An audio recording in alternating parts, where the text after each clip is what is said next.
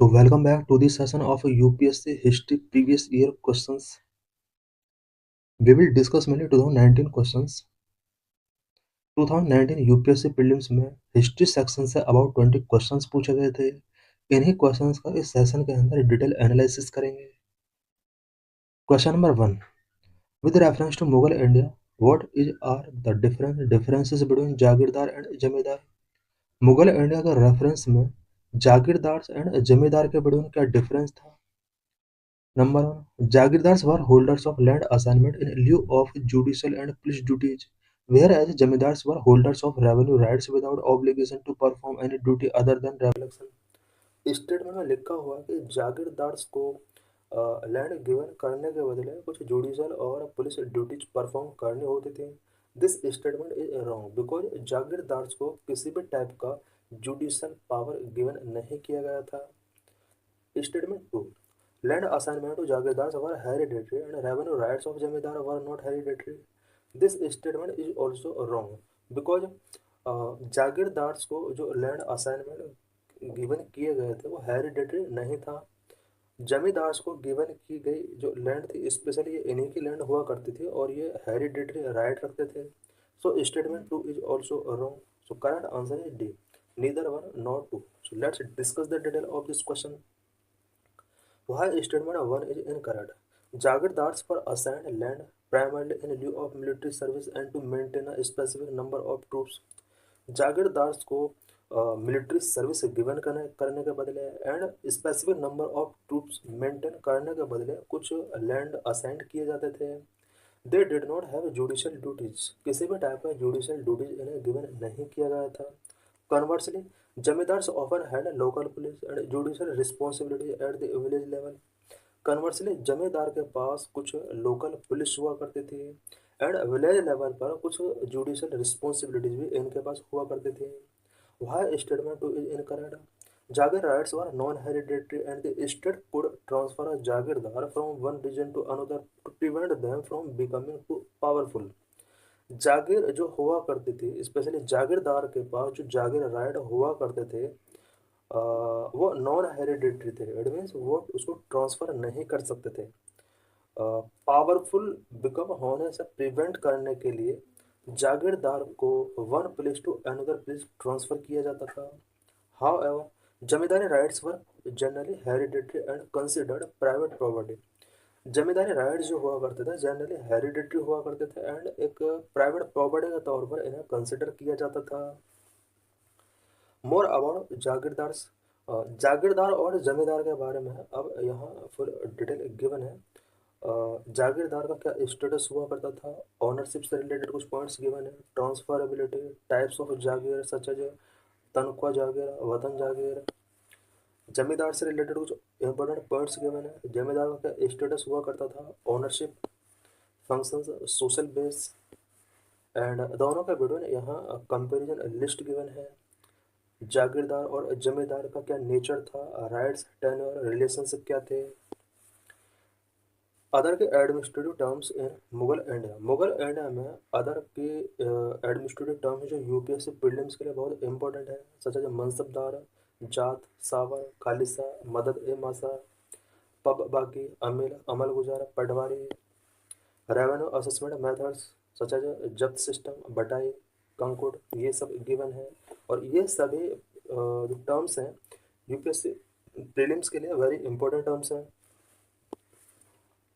Question number 2, consider the following statement. 3 statement given है, कौन सा स्टेटमेंट करेक्ट है फाइंड करना है। In the revenue administration of Delhi Sultanate the in charge of revenue collection was known as amir. This statement is correct because Delhi Sultanate के during revenue administration में जो in charge of revenue हुआ करता था नोन एज आमिर, उसको आमिर के नाम से जाना जाता था। Statement 2, the Ikta system of Sultans of Delhi was an ancient indigenous institution. This statement is wrong because Ikta system was introduced during Delhi Sultanate, especially Iltutmish के द्वारा इसको इंट्रोड्यूस किया गया था। ये इंडिजिनस इंस्टीट्यूशन नहीं था। So statement 2 is wrong. Statement 3, the office of Mir Bakhshi came into existence during the reign of Khalji sultans of Delhi. Mir Bakhshi का जो ऑफिस था वो खालजी सुल्तान ऑफ दिल्ली के ड्यूरिंग एग्जिस्टेंस में आया। This statement is wrong because Mir Bakhshi का जो एग्जिस्टेंस है वो अकबर के ड्यूरिंग आया और ये mainly head of the military department हुआ करता था। So statement 3 is also wrong. So correct answer is A. One only. Only one statement इसका correct है. So let's discuss the detail of this question. Why statement 1 is correct? Under the Delhi Sultanate, the Amir was the executive official responsible for measuring land and collecting revenue at sea. Delhi सल्तनत में आमिर का जो post हुआ करता था mainly ये एक executive official हुआ करता था जो लैंड को मेजर करने के लिए एंड रेवेन्यू को कलेक्ट करने के लिए shiq level it means district level पर ये लैंड मेजर करने के लिए रेवेन्यू कलेक्ट करने के लिए रिस्पॉन्सिबल था। Why statement 2 is incorrect? The Ikta system was not indigenous Indian. It was a Persian Islamic administrative tool used to pay civil and military officers by granting them to write, collect land revenue. India में जो इक्ता system launch किया गया वो mainly person और Islamic administrative tool के तौर पर इसको यूज किया गया। सिविल एंड मिलिट्री ऑफिसर्स को लैंड रेवेन्यू कलेक्ट करने का राइट इसके अंडर गिवन किया जाता है। It was broad India by Turks. Specially ये इल्तुतमिश के द्वारा इंडिया में ब्रॉड किया गया था जो कि एक टर्किश रूलर था। Why statement 3 is incorrect? The office of Mir Bakshi, the head of the military department, was introduced by the Mughal Emperor Akbar. Mir Bakhshi का जो ऑफिस था वो मुगल एम्परर अकबर के द्वारा इंट्रोड्यूस किया गया था। मीर बख्शी मिलिट्री डिपार्टमेंट का हेड हुआ करता था। Under the Delhi Sultanate like the Khaljis the military department was called Diwani Arz headed by the urge ए मुमलिक। दिल्ली सल्तनत के अंडर जो ये पोस्ट था स्पेशली दीवान ई अर्ज जो पोस्ट हुआ करता था ये मेनली मिलिट्री डिपार्टमेंट हुआ करता था और इसको हेड करने वाला जो पर्सन हुआ करता था वो अरिज ई मुमलिक हुआ करता था। अबाउट दिल्ली सल्तनत से रिलेटेड कुछ इंपॉर्टेंट पॉइंट्स यहाँ पर गिवन है। सेंट्रल एडमिनिस्ट्रेशन से रिलेटेड कुछ पॉइंट्स हैं। वजीर अरिज ई मुमलिक कौन हुआ करता था? डाबिर ई खास एंड बारिड ई ममलिक ये सब गिवन है। इक़्तिदारी सिस्टम क्या हुआ करता था? मुफ्ती और वाली क्या हुआ करता था? फवाजिल क्या हुआ करता था? लोकल एडमिनिस्ट्रेशन किस तरह से कंडक्ट किया था?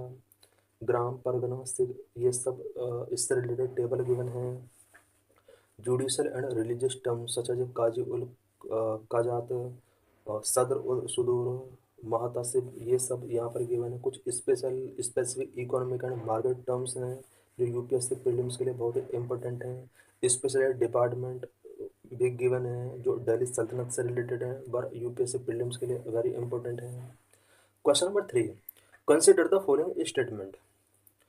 Statement 1 saint Nimbarka was a contemporary of Akbar.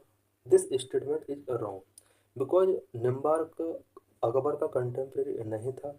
Statement 2 Sant Kabir was greatly influenced by Shaikh Ahmad Sirhindi. This statement is also wrong because Sant Kabir and Shaikh Ahmad Sirhindi ये कंटेम्प्रेरी नहीं थे। So correct answer is D neither one not to. कोई भी स्टेटमेंट इसका करेक्ट नहीं है। So let's discuss the detail. Why statement 1 is incorrect? Sant Nimbarka Bhakti saint who preached Dvaitadvaita lived around the 13th century. Sant Nimbarka 13th century के एक संत थे। Akbar ruled much later इन 16th century जबकि अकबर का जो रूल रहा है वो मच लेटर 16th सेंचुरी का रहा है। वह statement 2 is incorrect? Sant Kabir lived in the 15th century. Sant Kabir 15th century में लिव करते थे। Sheikh Ahmad Sirhindi a prominent Sufi of the Naqshbandi order lived in the 16th century.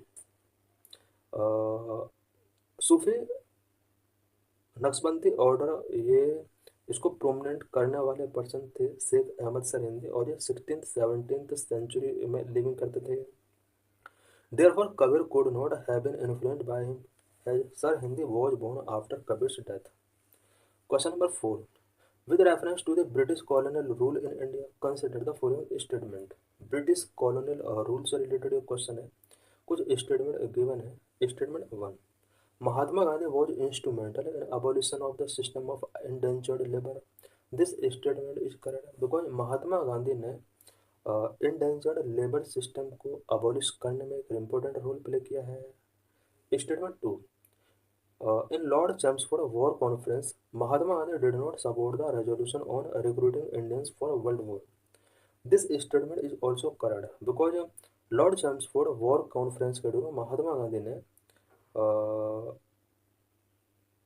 This statement is wrong because Mahatma Gandhi ने यहाँ पर सपोर्ट किया था कि इंडियंस को वर्ल्ड वॉर्स में इंक्लूड किया जाए, रिक्रूट किया जाए, बिकॉज उन्हें ये एक्सपेक्टेशन थे कि अगर इंडियन लोगों को वर्ल्ड वॉर में अगर रिक्रूट करने की परमिशन गिवन की जाएगी तो शायद ब्रिटिशर्स इंडिया को इजीली तरीके से फ्री कर सकते हैं। Statement three, Consequent upon the breaking of salt law by Indian people, the Indian National Congress was declared illegal by the colonial rulers. This statement is correct because salt law break करने के बाद Indian national Congress को colonial rulers ने illegal declare किया था। So correct answer is B, 1 and 3 statement correct है। तो let's discuss the detail. Why statement 1 is correct? Gandhi fought against the exploitation of Indian endangered laborers in South Africa. South Africa में Indian endangered labour की वजह से जो Indians का exploitation हो रहा था, गांधी जी ने इसके अगेंस्ट वॉर किया। After returning to India, he continued to pressure the British government until the system was officially abolished in 1917. India में आने के बाद गांधी जी ने ब्रिटिश गवर्नमेंट को प्रेशर किया कि जब तक इस सिस्टम को अबॉलिश नहीं किया जाता, स्पेशली 1917 में ये प्रेशराइज इन्हें किया गया था, और तब तक वो अपना जो भी इनिशिएटिव्स हैं इसके अगेंस्ट वो टेकिंग करते रहेंगे। Why statement 2 is incorrect? At the 1918 War Conference, Gandhi supported the resolution to recruit Indians for World War First. 1918 war conference के दौरान गांधी जी ने वर्ल्ड वॉर फर्स्ट में इंडियंस को रिक्रूट करने के लिए रेजोल्यूशन को सपोर्ट किया था। He believed that by helping the British in their times of need, India could earn a path towards self-rule. उन्हें बिलीव किया था कि इंडिया सेल्फ रूल की तरफ बात को एक आगे बढ़ा सकता है अगर इंडियंस को वर्ल्ड वॉर फर्स्ट के लिए रिक्रूटमेंट के लिए अलाउड कर दिया जाएगा। Why statement 3 is correct? After Gandhi started the civil disobedience movement by breaking the salt law at Dandi, the British government launched a crackdown and declared the Indian National Congress an illegal organization to suppress the movement. About the civil disobedience movement, civil disobedience movement से related यहाँ पर कुछ important given है, points given है। Launch in 1930 under the leadership of Mahatma Gandhi, marked a critical shift in the Indian national movement. Unlike the earlier non-cooperation movement, which aimed at a non-participation, the CDM was about actively breaking British rule. The genesis salt march का किस तरह से इसका genesis हुआ, पूरा detail यहाँ पर given है। इसका जर्नी क्या रहा, क्या क्या एक्ट इसके अंदर इंक्लूड किए गए थे, कोर एक्टिविटीज एंड किस तरह से स्प्रेड हुआ, ये सब यहाँ पर गिवन है। ब्रिटिश रिस्पॉन्स क्या रहा इस मूवमेंट का, हिस्टोरिकल सिग्निफिकेंस क्या है, and non cooperation movement and civil disobedience movement के बिटवीन यहाँ पर डिफरेंस का एक टेबल गिवन है। नॉन कोऑपरेशन मूवमेंट 1922 में लीड किया गया था। सिविल डिसओबीडियंस मूवमेंट 1930 से स्टार्ट होकर 1934 तक चलता है। Objective of non cooperative movement, Swaraj इसका ऑब्जेक्टिव मैंने स्वराज था, एंड सिविल डिसओबीडियंस मूवमेंट का जो ऑब्जेक्टिव था वो पूर्ण स्वराज था। नॉन कोऑपरेशन मूवमेंट का जो मेथड था वो mainly refusal to cooperate with government, government के साथ कोऑपरेट करने से रिफ्यूजल था। एंड सिविल डिसओबीडियंस का जो मेथड था active violation of colonial rule था। नॉन कोऑपरेशन मूवमेंट में जो पार्टिसिपेशन किया था वो लार्ज स्केल पार्टिसिपेंट थे from Muslim, and civil disobedience movement के जो पार्टिसिपेंट रहे हैं mainly lower Muslim participation, higher participation of women and business classes, ये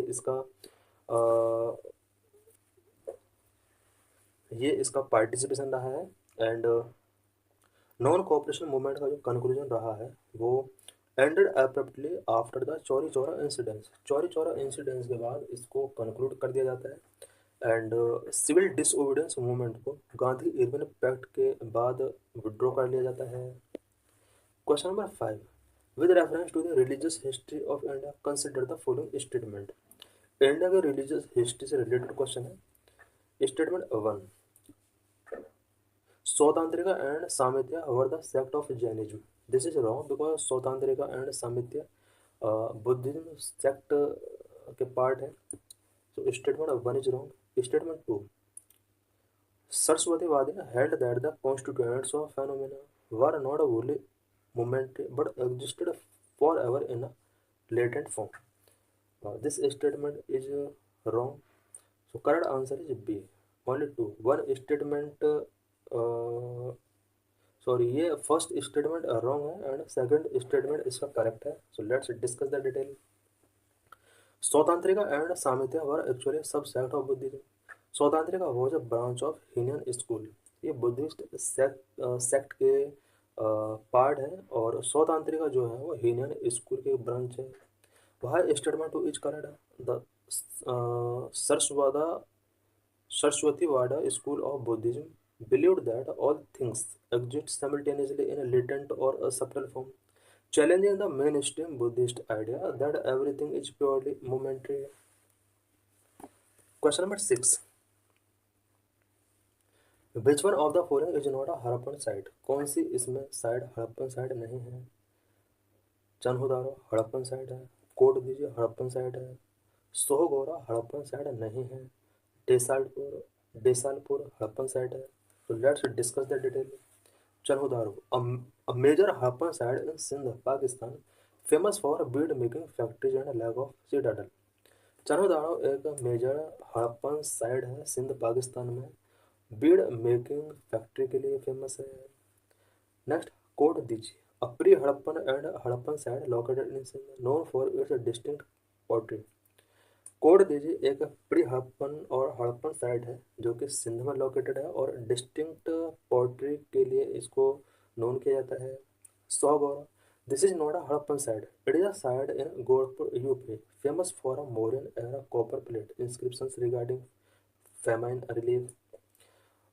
सोहगौरा हड़प्पन साइट नहीं है, ये एक गोरखपुर यूपी में एक साइट है जो कि Mauryan era copper plate inscription के लिए फेमस है। Desalpur, a Harappan site located in the Kutch district of Gujarat. Gujarat के कच्छ डिस्ट्रिक्ट में लोकेटेड डेसालपुर है और ये एक हड़प्पन साइट है। Question number 7, in which of the following relief sculpture inscriptions is Romeo Ashoka mentioned along with the stone portrait of Ashoka. इनमें से किस रिलीफ स्कल्पचर इंस्क्रिप्शंस में रानियो अशोका स्टोन पोर्ट्रेट के साथ मेंशन है? करेक्ट आंसर इज कंगन हाली। So let's discuss the detail. Kanganhali, an excavation in Karnataka revealed a unique stupa where a relief sculpture show King Ashoka with his queens, explicitly labeled Romeo Ashoka. Number B, Sanchi, famous for a great stupa built by Ashoka, but it does not contain this specific labeled stone portrait. Shahbaz Gari, side of Ashokan rock edicts in Pakistan, written in Kharoshti script but no portrait sculptures. D. Sohgora. As mentioned before, this is a Mauryan copper plate site, not a portrait sculpture site. Question number 8. With reference to Indian National Congress, consider the following statement. Indian National Congress से related question है and two statement given है. Statement 1. The first women president of Indian National Congress was Sarojini Naidu. This statement is wrong because Indian national Congress की जो first women president थी वो Annie Besant थी। Sarojini Naidu India की first president थी, ये India से ही बिलोंग करते थे। Second statement one is wrong. Second statement, the first Muslim president of Indian national Congress was Badruddin Tayyab ji. This statement is correct because Badruddin Tayyab ji Indian national Congress के first Muslim president थे। So correct answer is B, only two statement correct है। So let's discuss the detail of this question. Why statement 1 is incorrect? The first women president of Indian National Congress was Annie Besant, who presided over the Calcutta session in 1917. First women president Indian national Congress की Annie Besant रही हैं। 1917 के Calcutta session को इन्होंने preside over किया था। Sarojini Naidu was the first Indian woman president of Kanpur session 1925। Sarojini Naidu 1925 के कांग्रेस के कानपुर सेशन की प्रेसिडेंट रही थी। इंडिया के फर्स्ट वुमेन प्रेसिडेंट थे। Why statement 2 is correct? Badruddin Tayyibji became the first Muslim president of Indian National Congress during the third session held in Madras in 1887. Badruddin Tayyab ji Indian national Congress के first Muslim president रहे। 1887 में जो कांग्रेस का third session हुआ मद्रास में, उसको इन्होंने preside over किया। Major early sessions Indian national Congress के इम्पोर्टेंट सेशंस क्या क्या रहे हैं उससे रिलेटेड टेबल गिवन है।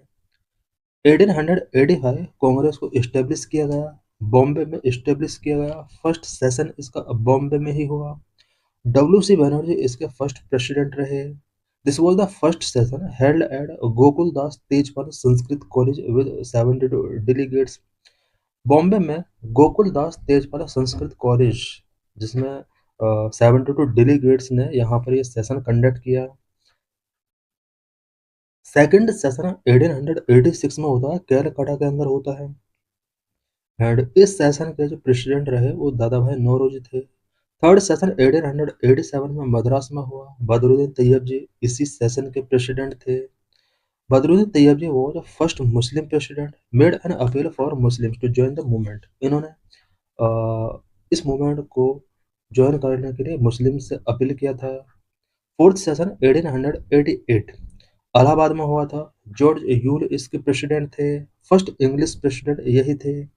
1996 कैलकाटा में हुआ एंड रहमतुल्लाह एम सयानी इसके प्रेसिडेंट रहे। वंदे मातरम फर्स्ट टाइम रविंद्रनाथ टैगोर के द्वारा यहीं पर संग किया गया है। Rise of extremism and spirit 1905 Banaras session हुआ। 1906 1907 1911 वंदे मातरम एंड जनगण मन से रिलेटेड इंपॉर्टेंट पॉइंट है। 1916 का कांग्रेस सेशन, 17 का कांग्रेस सेशन, 20 का कांग्रेस सेशन, 24 25 29 31 37 38 39 सभी इंपॉर्टेंट कांग्रेस के सेशंस यहाँ पर गिवन है, जो कि प्रीलिम्स के लिए वेरी इंपॉर्टेंट है। Question number 9, consider the following: deification of Buddha, treading the path of bodhisattvas, image worship and rituals. Which of the above is are the features of Mahayana Buddhism? इनमें से महायान बुद्धिज्म के फीचर क्या क्या है?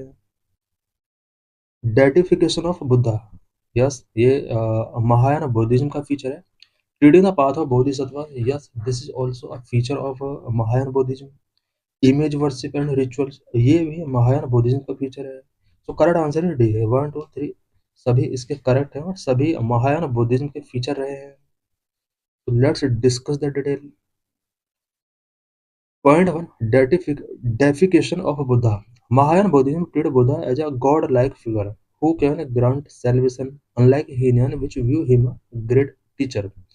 महायान बुद्धिज्म बुद्धा को गॉड लाइक फिगर के तौर पर देखते हैं और सेल्वेशन ग्रांट करने के लिए ये इसको इम्पोर्टेंट मानते हैं। हीनियन बुद्धिज्म जो है वो इसको एक ग्रेट टीचर के तौर पर देखते हैं।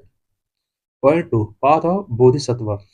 Mahayan emphasizes the role of bodhisattva, being who delay their own nirvana to help all uh, sentient beings achieve enlightenment. Point 3, image worship and rituals. Unlike the early symbolic representation such as footprints, Bodhi tree, Mahayan introduced the physical idol worship of Buddha and Bodhisattvas with elaborate rituals.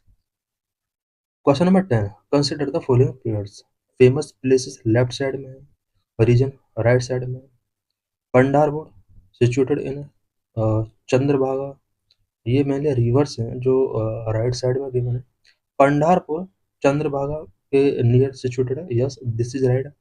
And Tiruchirappalli Kaveri river के bank पर situated, this is correct. Hampi Malaprabha, this is wrong because Hampi Malaprabha river के bank पर नहीं है. So correct pair is A, only 1 and 2. So let's discuss the detail. Why pair 1 is correct? Pandharpur in Maharashtra is a famous pilgrimage site located on the bank of the Bhima River, which is locally known as the Chandrabhaga due to its crescent shape. Pandharpur place जो कि एक महाराष्ट्र का pilgrimage site है और यह Bhima river के bank पर situated है. भीमा रिवर को इसके क्रिस्केंट शेप की वजह से चंद्रभागा के नाम से भी जाना जाता है. वहाँ pair is correct. Tiruchirappalli is a historic city situated on the bank of Kaveri river. Tiruchirappalli एक हिस्टोरिक सिटी है जो कि कावेरी रिवर के बैंक पर सिचुएटेड है. वहाँ pair 3 is incorrect. Hampi the capital of Vijayanagar empire is located on the bank of the Tungabhadra river not the Malaprabha. Hampi जो कि विजयनगर एम्पायर का कैपिटल हुआ करता था, ये तुंगभद्रा रिवर के बैंक पर सिचुएटेड है, ना कि मालप्रभा के बैंक पर सिचुएटेड है. Question number 11. Building Kalyan Mandap was a notable feature in the temple architecture in the kingdom of. Correct answer is Vijayanagar. कल्याण मंडप विजयनगर किंगडम के टेम्पल आर्किटेक्ट का इंपॉर्टेंट पार्ट हुआ करता था. So let's discuss in detail. Chalukya, known for the Vesar style, focusing on structural innovation but not specifically the Kalyan Mandap. Chandela, known for the Khajuraho temples with Nagar style and Panchayatana layouts. Rashtrakuta, famous for rock cut architecture like the Khalsa temple at Ellora, Kailash temple at Ellora. Kailash temple Rashtrakuta ने बनवाया था. Number Vijayanagar. This is the correct answer. They introduce the kalyan mandap which were ornate many pillared halls used for ceremonial marriage of the temple's deity. More about Chalukya dynasty. यहाँ पर Chalukya dynasty के बारे में full detail given है and Rashtrakuta dynasty के बारे में important points given है. चंडेला डायनेस्टीज के बारे में कुछ इंपॉर्टेंट पॉइंट्स गिवन हैं एंड विजयनगर डायनेस्टी के बारे में भी इंपॉर्टेंट पॉइंट्स जो यूपीएससी प्रीलिम्स के लिए वेरी इंपॉर्टेंट है वो यहाँ पर गिवन है. Question number 12. Consider the following pairs. Left side में मूवमेंट एंड ऑर्गेनाइजेशन गिवन है, राइट साइड में इसके लीडर्स गिवन है. Pair 1, all India anti touchable league, leader Mahatma Gandhi. Yes, this is correct. Second pair, all India Kisan Sabha, leader Swami Sahajanand Saraswati. Yes, this is also correct. Third pair, self respect movement, E V Ramaswamy Naicker. All pairs are correct. So correct answer is D. Let's discuss in detail. Gandhi founded the All India Anti-Touchability League in 1932, later renamed Harijan Sevak Sangh after the Pune Pact. Mahatma Gandhi ने Poona pact के after all India anti untouchability league 1932 में found किया था. बाद में इसको हरिजन सेवक संघ के नाम से रिनेमिंग किया गया. Pair two is correct. Swami Sahajanand Saraswati was the founder and first president of All India Kisan Sabha at the Lucknow session of the INC. स्वामी सहजानंद सरस्वती और इंडिया किसान सभा के फाउंडर एंड प्रेसिडेंट रहे हैं. 1936 में इसको फाउंड किया गया था. Why pair 3 is correct. E.V. Ramaswamy Nagar, also known as Periyar, started the self-respect movement in 1925 to achieve a society where backward castes have equal human rights. E.V. Ramaswamy नगर, जिसको पेरियार के नाम से भी जाना जाता है, सेल्फ रिस्पेक्ट मूवमेंट इन्होंने start किया 1925 में. Question number 13. With reference to the swadeshi movement consider the following statement. Swadeshi movement से रिलेटेड क्वेश्चन है and statement 1. It contributed to the revival of indigenous arts and craft and industry. Yes, this statement is correct because swadeshi movement ने indigenous artisans craft and industries को revival करने में एक important role play किया है. Statement 2. The National Council of Education was established as a part of the swadeshi movement. National Council of Education swadeshi movement के एक part के तौर पर एस्टेब्लिश किया गया था. So correct answer is B. Only 1 and 2 both statement are correct. Why statement 1 is correct? A boycott of British goods led to a surge in demand for local products, leading to the establishment of Swadeshi textile mills, soap factories, and tanneries, reviving local craftsmen. Why a statement to each correct? To promote a national education free from British control, the National Council of Education was set up on August 15, 1906. About the स्वदेशी movement के बारे में यहाँ पर detail given है। स्वदेशी movement के immediate cause क्या रहे, पार्टीशन ऑफ बंगाल किस तरह से किया गया है, नेचर एंड मेथड्स इस मूवमेंट के क्या क्या रहे, इससे रिलेटेड पॉइंट्स हैं, एजुकेशन, कल्चरल रिसोर्सेज एंड की लीडर्स एंड रीजनल स्पीड इसका कैसे हुआ, इससे रिलेटेड इंपॉर्टेंट पॉइंट्स हैं। इस मूवमेंट के क्या क्या सिग्निफिकेंट फीचर है, क्या इसका इम्पैक्ट पड़ा, उससे रिलेटेड पॉइंट्स हैं। इसके बाद स्वदेशी मूवमेंट फेड क्यों हुआ, उससे रिलेटेड पॉइंट्स हैं। Question number 14, with reference to the administration of Delhi Sultanate which of the following is are correctly match. Delhi Sultanate से रिलेटेड यहाँ पर कुछ मैचिंग गिवन है, कौन सा करेक्ट मैच है फाइंड करना है। Number 1, Diwan e Arz department of military, yes this is correct. Diwan e Risalat department of religious affairs, yes this is also correct. Diwan e Diwan e Insha department of state correspondence, this is also correct. So correct answer है D, और matching correct है। और इसी क्वेश्चन से related यहाँ पर detail given है। Question number 15, with reference to the forced labor or vesty in India during the Gupta period, which one of the following statement is correct? Gupta period के ड्यूरिंग फोर्स्ड लेबर और वेस्टी के respect में यहाँ option दिए हैं, correct option कौन सा है फाइंड करना है।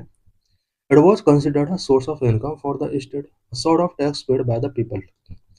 गुप्ता पीरियड में फोर्स्ड लेबर और वेस्टी एक किंग के लिए सोर्स ऑफ इनकम हुआ करता था, और टैक्स पे करने के बदले लोग फोर्स्ड लेबर के तौर पर वर्क किया करते थे, जिसे उस टाइम पर वेस्टी के नाम से जाना जाता था। Option A is correct. In inscriptions, vestige is mentioned as a form of tax in kind, where the subject provided labor instead of cash or crop. It was a legitimate source of state revenue. Option B is incorrect. Inscription from Junagadh region and parts of central India explicitly mention vestige, proving it was prevalent in these areas. Option C is incorrect. By definition, vestige was forced and unpaid. Laborers were not entitled to wages. Why option D is incorrect? There was no specific rule setting. Only the oldest son had performed this labor. The requirement was generally imposed on the household or specific community group as needed. Question number 16. Consider the following statement about the Charter Act of 1813. Charter Act of 1813 से related कुछ statement given है. Statement 1. It ended the trade monopoly of East India Company in India except for trade in tea and trade with China. Charter act of 1813 के according east India company का trade monopoly and कर दिया जाता है, but China के साथ and India में T trade यहाँ पर अलाउ किया गया है। Statement 1 is correct. Statement 2, it asserted the sovereignty of the British crown over the Indian territories held by company. British crown का सॉवरेनिटी इसके थ्रू असर्ट किया गया, स्पेशली कंपनी के द्वारा हेल्ड की गई इंडियन टेरिटरीज में। Yes this statement is also correct. Statement 3, the revenue of India were now controlled by the British parliament. This statement is wrong. So correct answer is A, 1 and 2 only correct है। Let's discuss the detail in correct.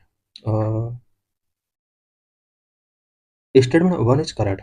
Due to pressure from British merchants, the monopoly of East India Company was abolished for most goods, but the company was allowed to keep its exclusive right to trade tea and trade with China or another 20 years.